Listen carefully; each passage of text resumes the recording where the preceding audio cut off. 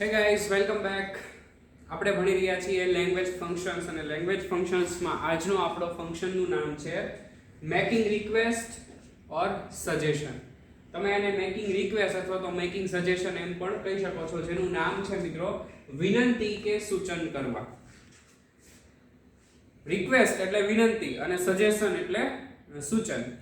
તો વિનંતી અને સૂચન કરવા માટે આપણે જે લેંગ્વેજ ફંક્શનનો ઉપયોગ કરીએ છીએ એનું નામ છે મેકિંગ રિક્વેસ્ટ ઓર મેકિંગ સજેશન. બેમાંથી કોઈ પણ તમને પૂછાઈ શકે એમ પણ આપ્યું હોય કે મેકિંગ રિક્વેસ્ટ અથવા તો મેકિંગ સજેશન, બરાબર, કે સૂચન અથવા વિનંતી કરવા માટે. તો સૂચન અને વિનંતી કરવા માટે આ ફંક્શનનો ઉપયોગ થાય છે. આપણે લખીએ કે વિનંતી કે સૂચન કરવા માટે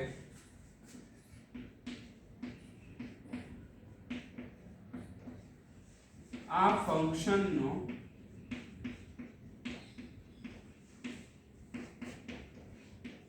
ઉપયોગ થાય છે. હવે એક વાત આપણે એ સમજી લઈએ કે જો વિનંતી કરવાની છે, રિક્વેસ્ટ કરવાની છે, એટલે વિનંતી કરવા માટે અમુક સ્પેસિફિક શબ્દો છે કે આપણે, ફોર એક્ઝામ્પલ હું તમને કહું કે તમારે તમારા ફ્રેન્ડ પાસેથી જો કોઈ એસાઇનમેન્ટ કે જો કોઈ બુક લેવી છે તો તમે એમ શું કહેશો કે મને આ બુક દે ને, પ્લીઝ આ બુક મને દે ને. તમે એમ કરશો તો તમે એને વિનંતી કરી કહેવાય. તમે એમ કહો કે મારે આ બુક કાલ જોઈએ તારે મને દેવી જ પડશે, તો સામેવાળો વ્યક્તિ નો પણ દે, કારણ કે તમારો કહેવાનો ભાવાર્થ છે એ વિનંતીનો નથી. તમે એને રિક્વેસ્ટ નથી કરતા, કારણ કે એની વસ્તુ છે, એને એસાઇનમેન્ટ બનાવેલું છે, તમારે એ જોતું છે તો તમારે એની પાસેથી રિક્વેસ્ટ કરીને તમારે લેવું જોઈએ. એ એક મેનર્સ છે, બરાબર. પણ તમે એમ કહો કે મને એ બુક દે તારે દેવી જ પડશે, તો એ વિનંતી નથી, બરાબર. તો મેકિંગ રિક્વેસ્ટ એટલે શું કે વિનંતી કરવાનો ભાવ રહેલો હોય એ ફંક્શનનો ઉપયોગ છે આપણે આ મેકિંગ રિક્વેસ્ટ એટલે વિનંતી કરવા માટે કરવાનો છે, અથવા તો કોઈકને સૂચન આપવા માટે કરવાનો છે. તમે કોઈકને સૂચન આપો છો, ઓકે, તમે સૂચન આપી શકો છો, પણ એવું જરૂરી નથી કે તમારું સૂચન છે સામેવાળો વ્યક્તિ ઇમ્પ્લિમેન્ટ કરે જ તે. ભાઈ તમે સૂચન આપો છો, સામેવાળો વ્યક્તિ સાંભળી લે છે, હવે એને યોગ્ય લાગશે તો ઇમ્પ્લિમેન્ટ કરશે, યોગ્ય નહીં લાગે તો નહીં કરે. તમે એને ફોર્સફુલી તમારું જે સજેશન છે એ તમે એની પાસે ઇમ્પ્લિમેન્ટ ના કરાવી શકો, બરાબર. એટલે આવા જે સૂચન છે, મેકિંગ રિક્વેસ્ટ ઓર સજેશન જે ફંક્શન છે એમાં અમુક શબ્દો છે સ્પેસિફિકલી એનો ઉપયોગ થાય છે, જેનાથી આપણે કોઈકને વિનંતી છે એ કરતા હોય એવું લાગે. તો એ શબ્દો છે એ કયા કયા છે એનું આપણે લિસ્ટ બનાવીએ. તો એ શબ્દોમાં લખો પ્લીઝ,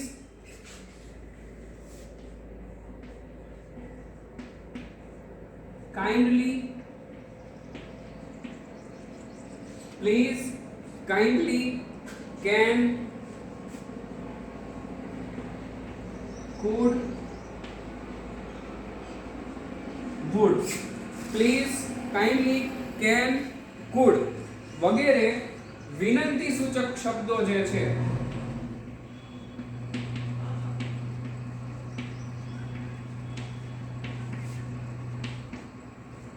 એના વડે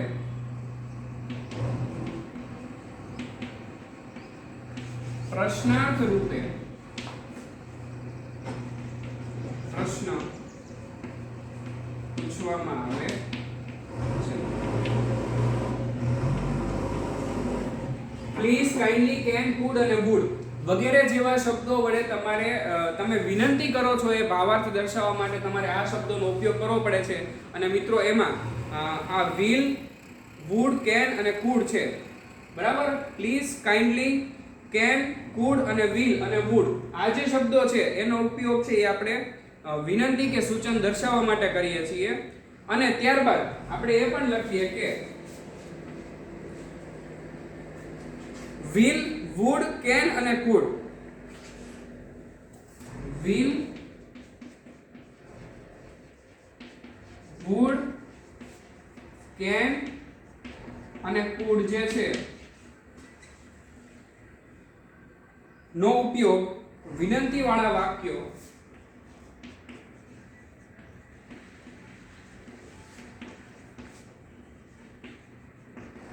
પ્રશ્નાર્થ વાક્યોમાં થાય છે, બરાબર. અને એની પહેલા આપણે જે અહીંયા લખ્યા એ જે શું છે એમાં આપણે થોડોક ચેન્જીસ કરીએ કે આ જે છે એ વિનંતી સૂચક શબ્દો જે છે એ દર્શાવે છે. પ્લીઝ, કાઇન્ડલી, કેન, કુડ અને વુડ જો આપણા વાક્યમાં રહેલા છે તો મિત્રો એ શું દર્શાવે છે? મેકિંગ રિક્વેસ્ટ ઓર સજેશન. અને will, would, can અને could નો ઉપયોગ વિનંતી વાળા પ્રશ્ન વાક્યો પૂછવા માટે પણ થાય છે. બરાબર? તો આ જે છે એ શું છે? મેકિંગ રિક્વેસ્ટ ઓર સજેશન. હવે આપણે એના ઉદાહરણ જોઈએ.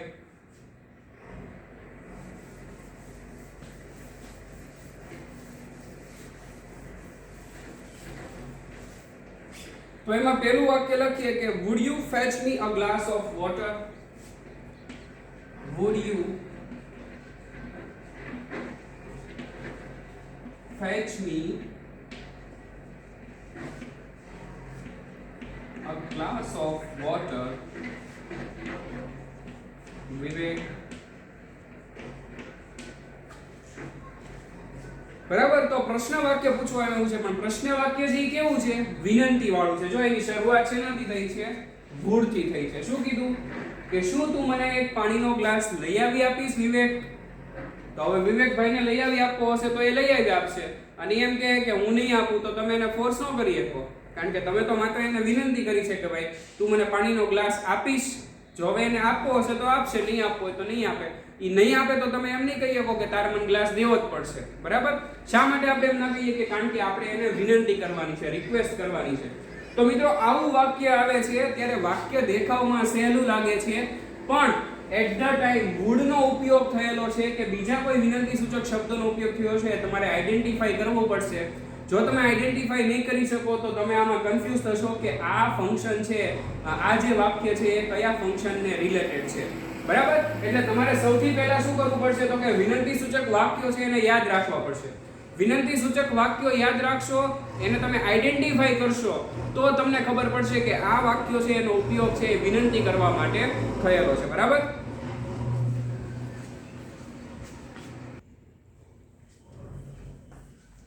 ત્યાર પછી બીજું વાક્ય જોઈએ. could you help in solving this sum please? could you help in solving this sum please? જો આ પણ વિનંતી વાળું પ્રશ્ન વાક્ય છે. શરૂઆત શેનાથી થઈ છે? could થી થઈ છે. શું કીધું? કે શું તમે મને આ દાખલો ગણવામાં મદદ કરશો પ્લીઝ? જો પ્લીઝ શબ્દ છે એ શું દર્શાવે છે? પ્યોર વિનંતી દર્શાવે છે. બરાબર? તમારે કોઈને પણ વિનંતી કરવી હોય તો તમે કાઇન્ડલી અથવા પ્લીઝ શબ્દનો ઉપયોગ કરો એટલે એ 100 માંથી 99% તમારું જે કામ છે, તમે જે વિનંતી કરો છો એ સક્સેસફુલી થઈ જાય છે. કારણ કે આ શબ્દનો પ્રભાવ એટલો છે, ભાર એટલો પડે છે. આપણે કોઈકને એમ કહીએ કે પ્લીઝ મને આમ કરી દો ને, એટલે આપણી વિનંતી છે એ મિત્રો એકદમ વિનમ્ર રીતે એની સુધી પહોંચે છે અને એ કામ કરવા માટે તત્પર બને છે. તો અહીંયા તમે જો કે અહીંયા છે could અને please બંનેનો ઉપયોગ થયેલો છે વિનંતી દર્શાવવા માટે. તો could અને please બંને વિનંતી સૂચક શબ્દો છે. તમને ખબર હોય તો તમે આઈડેન્ટિફાઈ કરી શકો કે આ ફંક્શનનું નામ છે મેકિંગ રિક્વેસ્ટ ઓર સજેશન. બરાબર? ત્યાર પછી ત્રીજું સેન્ટેન્સ આપણે જોઈએ. ત્રીજું સેન્ટેન્સ થશે can you tell me who is your best friend? can you tell me who is your best friend? એ પણ જો મિત્રો પ્રશ્ન વાક્ય છે. પ્રશ્ન વાક્ય છે અને શરૂઆત જો શેનાથી થઈ છે? can થી થઈ છે. તમે આમ પ્રશ્ન વાંચો ને વાક્ય વાંચો ને એટલે તમને ખબર પડી જશે કે આમાં રિક્વેસ્ટ, આમાં વિનંતીનો ભાવ રહેલો છે. શું કીધું? કે can you tell me who is your best friend? કે શું તમે મને કહેશો કે તમારો પાક્કો મિત્ર કોણ છે અથવા તો તમારો બેસ્ટ ફ્રેન્ડ કોણ છે? બરાબર? તો તમે એને વિનંતી કરી રહ્યા છો કે ભાઈ તમે તમારા બેસ્ટ ફ્રેન્ડનું નામ મને જણાવો. તો વિનંતી કરવા માટે મિત્રો શેનો ઉપયોગ થયેલો છે? can નો ઉપયોગ થયેલો છે. ત્યાર પછીનું વાક્ય જોઈએ. will you shut up your mouth? will you shut up your mouth? આનો મીનિંગ શું થશે? આનો મીનિંગ હું તમને કહીશ ને એટલે તમને એમ થશે કે એ થોડી કઈ વિનંતી કરી કહેવાય. આ શું છે કે મહેરબાની કરીને તમારું મોઢું બંધ રાખશો. તો આપણે આને વિનંતી નથી સમજતા, આપણે એને ટોણો સમજીએ છીએ. બરાબર? તો આ વાક્યનો ઉપયોગ જો શેમાં થયો છે? will થી થયો છે. અને આ પણ મિત્રો કયું વાક્ય છે? તો કે પ્રશ્ન વાક્ય છે. will you shut your mouth? બરાબર, કે શું તમે તમારું મોઢું બંધ રાખશો? મહેરબાની કરીને તમારું મોઢું બંધ રાખશો. એ શું છે? એક વિનંતી છે. બરાબર, તો એનો પણ ઉપયોગ છે મિત્રો શેનાથી થયો છે? will થી થયો છે. તો આવી રીતે દર વખતે વાક્યની શરૂઆતમાં તમારે જોઈ લેવાનું કે would, could, can, will, could બરાબર એનો ઉપયોગ થયેલો હોય અને પ્રશ્ન વાક્ય હોય અને પ્લીઝ કે કાઇન્ડલી જેવા શબ્દોનો પણ જો સમાવેશ થયો હોય મિત્રો, તો એ વાક્ય છે એ વિનંતી સૂચક વાક્યો છે એ બને છે. તો મેકિંગ રિક્વેસ્ટ અને મેકિંગ સજેશન છે મિત્રો, એમાં એટલું જ આવે છે. અને એમાં આપણે આઈડેન્ટિફાઈ કરવાનો એક જ રીત છે, અને એ રીત એ છે કે આપણે જે વિનંતી સૂચક વાક્યો જે છે, વિનંતી સૂચક શબ્દો જે છે એનું લિસ્ટ આપણી પાસે હોય, જેવી રીતે આપણે લખ્યું હતું એ જ લિસ્ટ, અને એ તમને યાદ હોવું જોઈએ કે આ શબ્દોનો ઉપયોગ છે એ વિનંતી સૂચક શબ્દો તરીકે થાય છે, તો તમે એ વાક્યો છે એને આઈડેન્ટિફાઈ કરી શકો અને તમે તમારો જવાબ છે એ સાચી રીતે લખી શકો.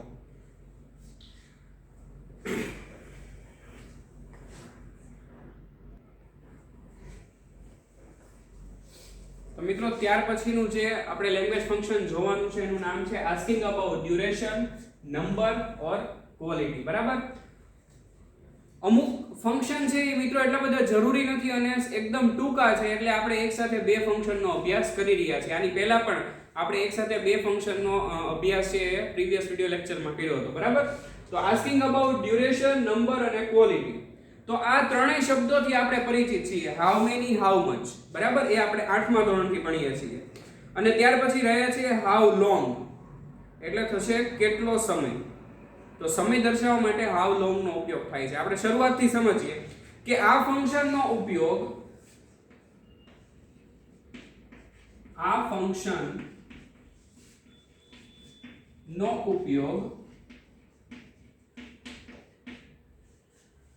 સમયગાળો,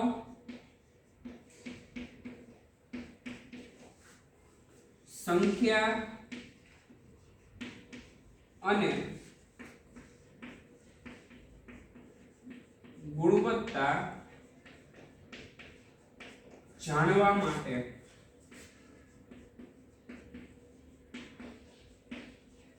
થાય છે. આ ફંક્શનનો ઉપયોગ સમયગાળો, સંખ્યા અને ગુણવત્તા જાણવા માટે થાય છે. હવે મિત્રો એક વાત યાદ રાખવાની કે અહીંયા આપેલું છે આસ્કિંગ અબાઉટ ડ્યુરેશન, નંબર અને ક્વોલિટી, એટલે ત્રણે ત્રણ વસ્તુ તમને સાથે ન પૂછેલી હોય, અથવા તો હોય આસ્કિંગ અબાઉટ ડ્યુરેશન, ડ્યુરેશન એટલે સમયગાળો, અથવા તો સમયગાળો જાણવાનો હોય, આસ્કિંગ અબાઉટ નંબર સંખ્યા જાણવાની હોય, અથવા તો આસ્કિંગ અબાઉટ ક્વોલિટી કે ગુણવત્તા જાણવાની હોય. એમ ત્રણ અલગ અલગ રીતે પૂછાય છે. ત્રણે ત્રણનો સમાવેશ એક વાક્યમાં થતો નથી, એટલે એ પણ ખાસ યાદ રાખવાનું છે કે આપણને અહીંયા આપણે ફંક્શન સાથે ભણીએ છીએ કે આસ્કિંગ અબાઉટ ડ્યુરેશન, નંબર અને ક્વોલિટી, પણ પરીક્ષામાં જ્યારે તમને પ્રશ્ન પૂછે ત્યારે એવું પણ બને કે ખાલી માત્ર તમને આસ્કિંગ અબાઉટ ક્વોલિટી જ કીધું હોય, ડ્યુરેશન અને નંબર ન કીધું હોય. કારણ કે હાઉ મેની, હાઉ મચ અને હાઉ લોંગ ત્રણેયનો એક વાક્યમાં સમાવેશ ન થઈ શકે. બરાબર, એ ત્રણેયથી એક એક વાક્ય જ બની શકે, એટલે એ રીતે પણ તમારે પાછું યાદ રાખતું જવાનું છે. તો જોઈએ કે આપણે જથ્થો જાણવો હોય, કોઈ વસ્તુનો જથ્થો જાણવો હોય, શેનો ઉપયોગ કરીએ છીએ? How much no.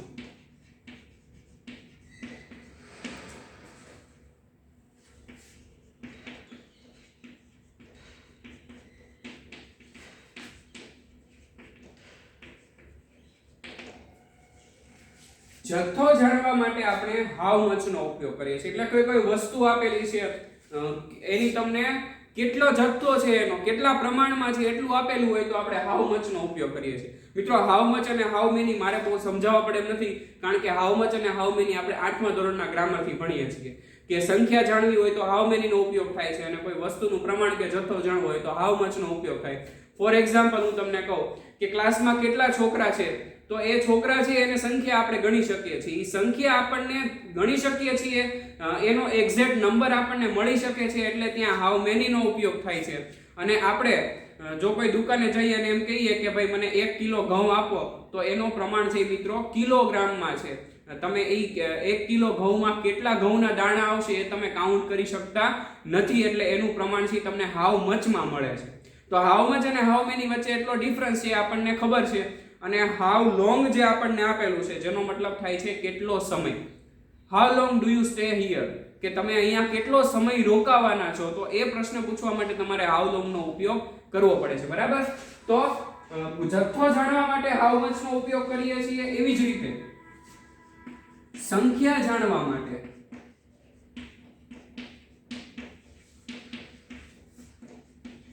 How many નો ઉપયોગ થાય છે.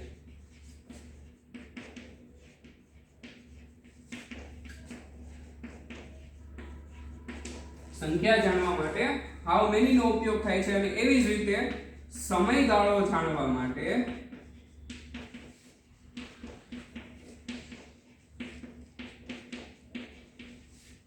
હાઉ લોંગ નો ઉપયોગ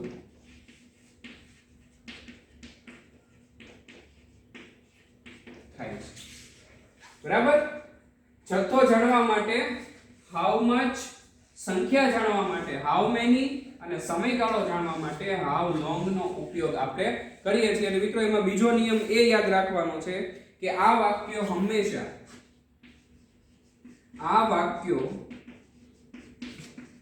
હંમેશા પ્રશ્ન સ્વરૂપે હોય છે. હાઉ મેની, હાઉ મચ અને હાઉ લોંગ છે હંમેશા પ્રશ્ન સ્વરૂપે પૂછાય છે, વિધાન વાક્યમાં પૂછાતા નથી. એટલે તમારે એ પણ એક યાદ રાખવું પડશે કે આ દરેક વાક્ય જે છે સમયગાળો, સંખ્યા અને ગુણવત્તાના હાઉ મેની, હાઉ મચ અને હાઉ લોંગ જે પૂછાય છે એ હંમેશા શેમાં પૂછાય છે, તો કે પ્રશ્ન સ્વરૂપે પૂછાય છે, એટલે કે પ્રશ્ન વાક્યમાં પૂછાય છે. તો ફરી વખત આપણે શોર્ટમાં સમજી લઈએ, ત્યાર પછી આપણે વાક્યો તરફ જઈએ. તો શું છે, તો કે આસ્કિંગ અબાઉટ ડ્યુરેશન, નંબર અને ક્વોલિટી. ડ્યુરેશન એટલે સમયગાળો, નંબર એટલે સંખ્યા, અને ક્વોલિટી એટલે જથ્થો કે ગુણવત્તા. બરાબર, ફંક્શનનો ઉપયોગ શેની માટે થાય છે, તો કે સમયગાળો, સંખ્યા અને ગુણવત્તા જાણવા માટે થાય છે. જથ્થા માટે હાઉ મચ, સંખ્યા માટે હાઉ મેની, અને સમયગાળા માટે હાઉ લોંગ નો ઉપયોગ થાય છે. અને આ ત્રણેય પ્રશ્નો છે, ત્રણેય જે શબ્દો છે એનો ઉપયોગ હંમેશા પ્રશ્ન વાક્ય સ્વરૂપે થાય છે. હવે આપણે WH ક્વેશ્ચન ભણ્યા ત્યારે પણ હાઉ મેની અને હાઉ મચ તો ભણ્યા હતા. બરાબર, એટલે કોઈ સંખ્યા કે કોઈ જથ્થો જાણવા માટે હાઉ મેની અને હાઉ મચ નો ઉપયોગ થાય છે. અને પ્લસ સમયગાળો છે કદાચ તમારી માટે નવો હોઈ શકે કે સમયગાળો જાણવો હોય તો હાઉ લોંગ નો ઉપયોગ છે આપણે કરીએ છીએ. તો આપણે શું કરવાનું છે, માત્ર આપણને જે જોડકું આપેલું છે એમાંથી આપણે આઈડેન્ટિફાઈ કરવાનું છે કે હાઉ મચ, હાઉ મેની અને હાઉ લોંગ. જો કોઈ પ્રશ્ન, કોઈ પણ વાક્ય કોલમ નંબર A માં આપણને દેખાય છે ત્રણમાંથી એકની, તો મિત્રો આપણે સીધું એની સામે જે ફંક્શન આપેલું છે કે asking about number, asking about quality or asking about duration, એ સીધું લખી નાખવાનું છે. ઓકે, તો આપણે હવે એના વાક્યો છે એ ઉદાહરણ સ્વરૂપે જોઈએ.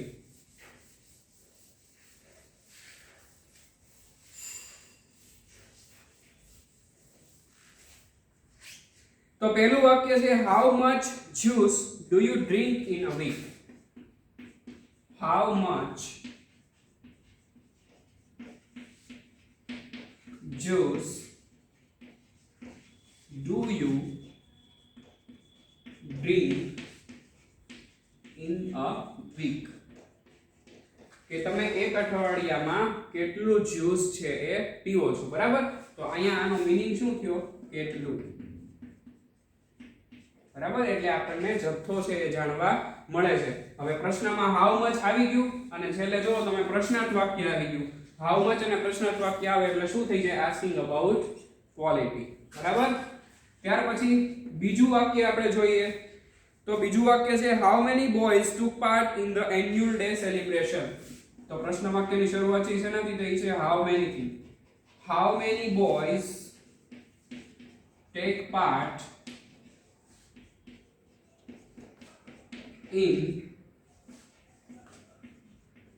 annual day celebration.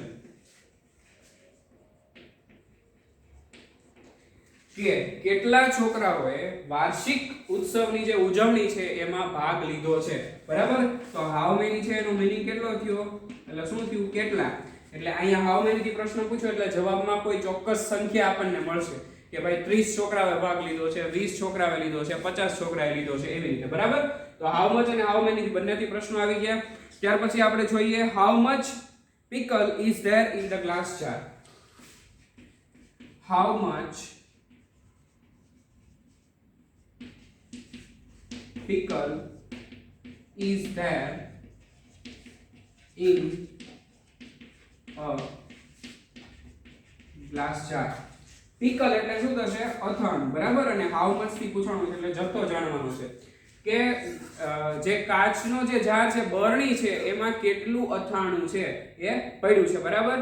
તો એની માટે જો તમે પ્રશ્નની વાક્યની શરૂઆત છે નથી થઈ, હાઉ મચ થી થઈ અને છેલ્લે પણ પ્રશ્ન વાક્યનો ઉપયોગ થયો. અને ત્યાર પછી આપણે હાઉ લોંગ વાળું વાક્ય જોઈએ કે how long do you stay in Manali? કે તમે મનાલીમાં કેટલા સમયગાળા સુધી રહેવાના છો. બરાબર? How long do you stay in Manali? કે તમે મનાલીમાં કેટલા સમયગાળો રહેશો. બરાબર? તો આપણને ચોક્કસ સમયગાળો છે એ જણાવશે કે ભાઈ અમે 2 વીક રહેશું, 1 વીક રહેશું, 15 દિવસ રહેશું, 10 દિવસ રહેશું, એ રીતના. પ્લસ મિત્રો તમે ક્યારેક ક્યાંક બહાર ફરવા જાઓ છો અને તમે હોટેલમાં જાઓ છો તો હોટેલ ઉપર જે રિસેપ્શનિસ્ટ હોય છે અથવા તો એના જે એકાઉન્ટન્ટ હોય છે એ આપણને પૂછે છે કે how long do you stay here? કે તમે અહીંયા કેટલા સમય સુધી રહેવાના છો. તો આપણે એને સમય છે એ આપવાનો હોય કે ભાઈ અમે 2 દિવસ રોકાશું, 3 દિવસ રોકાશું અથવા તો અઠવાડિયું રોકાશું. એ પ્રમાણે એ આપણને વ્યવસ્થા છે કરી આપતા હોય છે. એટલે ત્યારે આપણને હાઉ લોંગ નો ઉપયોગ છે એ થયો જણાય છે. તો એવી જ રીતે મિત્રો આપણે અહીંયા ફંક્શનમાં પણ એનો ઉપયોગ થાય છે. How much, how many, how much, how long. બરાબર? કે સમયગાળો જાણવા માટે, સંખ્યા જાણવા માટે અને ગુણવત્તા જાણવા માટે હાઉ મચ, હાઉ મેની અને સમયગાળા માટે હાઉ લોંગ નો ઉપયોગ છે એ થાય છે. તમારે માત્ર એક જ ધ્યાન રાખવાનું છે કે કોલમ નંબર A અને કોલમ નંબર B આપેલી છે, એમાંથી જો તમને ક્યાંય હાઉ મચ, હાઉ મેની કે હાઉ લોંગ દેખાય છે તો તમારે તરત જ એની સામે એનો જે જવાબ છે કે asking about duration, asking about quality or asking about number, એનો જે જવાબ છે એ તમારે લખી નાખવાનો છે. It's that's easy. બરાબર? તો આજે આપણે જે ફંક્શનનો અભ્યાસ કર્યો એ ખૂબ જ સરળ છે. ઘણી વખત ડ્યુરેશન વાળું જે છે, હાઉ લોંગ વાળું, એ આપણને પરીક્ષામાં પૂછાઈ જાય છે કારણ કે હાઉ મચ અને હાઉ મેની છે એની જો આપણે પરિચિત હોઈએ છીએ અને એમાં લગભગ કોઈનો માર્ક છે એ જતો નથી. બરાબર? સો ગાઈઝ અહીંયા સુધી રાખીએ છીએ. નેક્સ્ટ ટાઈમ મળીશું ત્યારે નવા એક ફંક્શન સાથે મળીશું. Till then good bye. Thank you for watching this video.